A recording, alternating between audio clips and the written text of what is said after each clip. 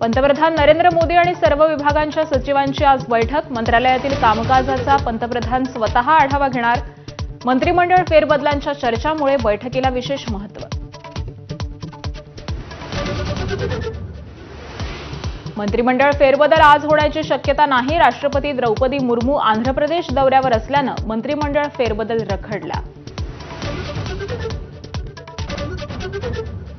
खासदार ओमराजे निंबाळकरांनी घेतली मुख्यमंत्री देवेंद्र फडणवीसांची भेट। दोघांमध्ये 45 मिनिटे चर्चा। केंद्रीय मंत्रिमंडळ विस्ताराच्या चर्चा सुरू असताना या भेटीमुळे चर्चांना उधाण।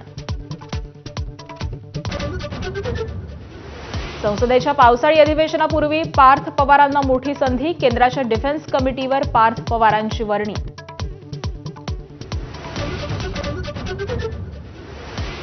राज्य सरकारने दिलेली शेतकरी कर्जमाफीची आजची डेडलाईन हुकणार। राज्यपालांच्या सहीचं कृषी मंत्री दत्ता भरणेंनी विधानसभेत दिलं कारण। 5 जुलैनंतर कर्जमाफी जाहीर होणार असल्याची दिली माहिती।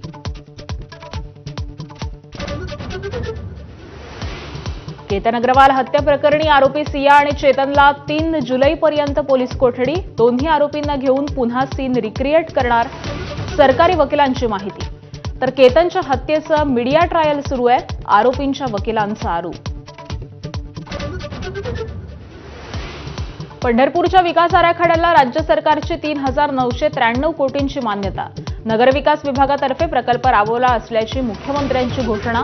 वारकऱ्यांना जागतिक दर्जाच्या सुविधा उपलब्ध करून देण्यासाठी प्रकल्प।